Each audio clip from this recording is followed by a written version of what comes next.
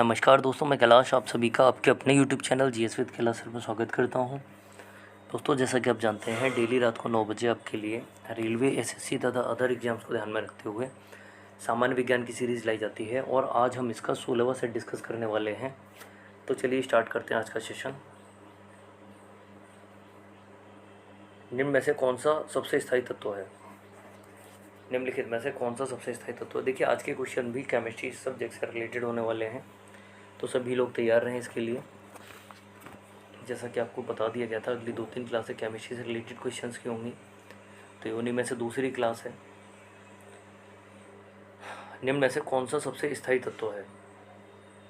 Answer होगा B, सीसा, lead. अक्रिय गैसों की खोज किसके द्वारा की गई?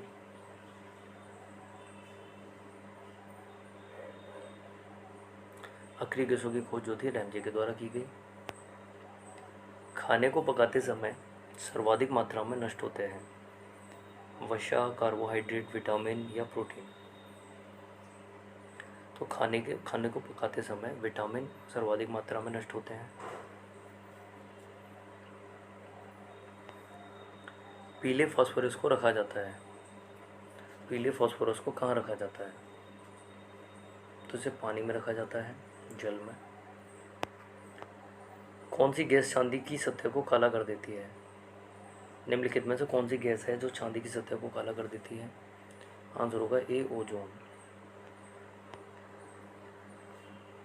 छठवां क्वेश्चन, यूरिया में नाइट्रोजन होती है तो 46%। मूंगफली के तेल के हाइड्रोजनीकरण में प्रयुक्त उत्प्रेरक है? मूंगफली के तेल के हाइड्रोजनीकरण में प्रयुक्त उत्प्रेरक कौन सा होता है? आंसर होगा ए, निकेल। आठवां क्वेश्चन, आतिशबाजी में लाल रंग किस मूलक के कारण होता है? आतिशबाजी में लाल रंग जो होता है यह किस मूलक के कारण होता है? बेरियम, स्ट्रोंशियम, सोडियम या पोटेशियम? तो आंसर हो जाएगा बी, स्ट्रोंशियम। आतिशबाजी में लाल रंग किस मूलक के कारण होता है? तो स्ट्रोंशियम के कारण। नौवां क्वेश्चन, अम्लों व क्षारों की अभिक्रिया के फलस्वरूप बने पदार्थ को कहते हैं? अम्लों व क्षारों की अभिक्रिया के फलस्वरूप बने पदार्थ जो हैं लवण कहलाते हैं। 10वां क्वेश्चन देखेंगे सभी। उदासीनीकरण क्रिया में ईस्टर बनता है, एल्कोहल बनता है, लवण एवं जल बनता है या डी, अम्ल बनता है? तो इसका आंसर हो जाएगा 10वें क्वेश्चन का सी, लवण एवं जल बनता है। उदासीनीकरण क्रिया में लवण एवं जल बनता है। 11वां, सबसे शुद्धतम जल है समुद्र का, नदी का, वर्षा का या कुएं का? तो आंसर होगा बी, वर्षा का। वर्षा का जल जो होता है यह इन सभी में सबसे शुद्ध जल है।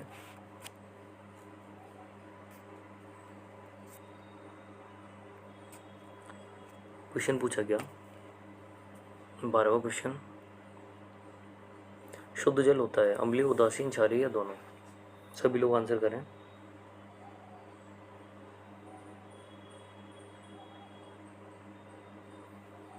शुद्ध जल कैसा होता है? तो शुद्ध जल जो है उदासीन होता है, ना अम्लीय होता है और ना ही क्षारीय।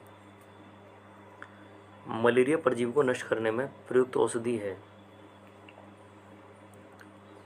मलेरिया परजीवी को नष्ट करने की में प्रयुक्त औषधि जो होती है यह क्लोरोक्विन होती है,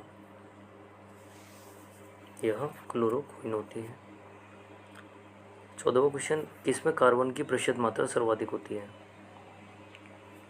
पिटवा लोहा, डलवा लोहा, इस्पात या सभी में समान? तो कार्बन की प्रतिशत मात्रा सर्वाधिक किसमें होती है? आंसर होगा बी, ढलवा लोहा में।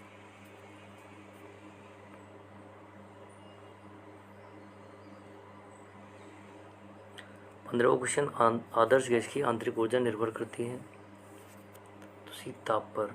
आदर्श गैस की आंतरिक ऊर्जा जो है यह ताप पर निर्भर करती है। 16वां क्वेश्चन, कुकिंग गैस मिश्रण होता है? तो ब्यूटेन एवं प्रोपेन का। कुकिंग गैस जो है किसका मिश्रण है? तो ब्यूटेन एवं प्रोपेन का। 17वां क्वेश्चन, सबसे कठोर पदार्थ है? हीरा, चांदी, प्लेटिनम या एल्यूमिनियम में सर्वाधिक कठोर पदार्थ कौन सा हो जाता है? आंसर होगा ए हीरा। ऑक्सीजन के समस्थानिकों की संख्या क्या है? ऑक्सीजन के समस्थानिकों की संख्या 2 होती है। 19वां क्वेश्चन, धातु के तार में विद्युत धारा का प्रवाह किसके कारण होता है? धातु के तार में विद्युत धारा का प्रवाह किसके कारण होता है? आंसर हो जाएगा ए इलेक्ट्रॉन के कारण। 20वां क्वेश्चन, जल सीसा का रासायनिक सूत्र क्या होगा? वाटर ग्लास का रासायनिक सूत्र क्या होगा? आंसर होगा ए Na2SiO3। जल सीसा का रासायनिक सूत्र जो होता है यह Na2SiO3 होता है। 21वां क्वेश्चन, ड्यूटेरियम के नाभिक में होते हैं। ड्यूटेरियम के नाभिक में होते हैं। आंसर, ड्यूटेरियम के नाभिक में एक न्यूट्रॉन तथा एक प्रोटॉन होता है। 22वां क्वेश्चन, यूरेनियम के समस्थानिक होते हैं। देखिए हमने देखा ऑक्सीजन के 2 समस्थानिक होते हैं, यूरेनियम के समस्थानिक पूछे गए। आंसर होगा बी 238। 23वां क्वेश्चन, हाइड्रोजन के समस्थानिक 3 होते हैं। 24वां क्वेश्चन, अनिश्चितता के सिद्धांत का प्रतिपादन किसने किया था? अनिश्चितता के सिद्धांत का प्रतिपादन किसके द्वारा किया गया? तो बी हाइजेनबर्ग के द्वारा। 25वां क्वेश्चन, स्थिर ताप पर गैस का आयतन कम करने से उसका दाब, स्थिर ताप पर गैस का आयतन कम करने से उसका दाब जो होता है यह बढ़ जाता है। 26वां क्वेश्चन, परमाणु भट्टी में कौन सा ईंधन प्रयुक्त होता है? थोरियम, सोडियम, यूरेनियम या पेट्रोलियम? तो परमाणु भट्टी में कौन सा ईंधन प्रयुक्त में किया जाता है? हो जाएगा सी यूरेनियम। 27वां क्वेश्चन, भोपाल गैस दुर्घटना में किस गैस का रिसाव हुआ था? तो भोपाल गैस दुर्घटना जो हुई थी उसमें कौन सी गैस का रिसाव हुआ था?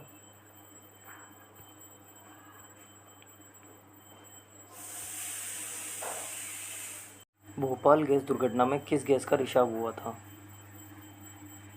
और इसका जो सही आंसर होगा वो हो जाएगा सी मिथाइल आइसोसाइनाइड का। भोपाल गैस दुर्घटना में मिथाइल आइसोसाइनाइड का रिसाव हुआ था। 27 का आंसर हो जाएगा सी।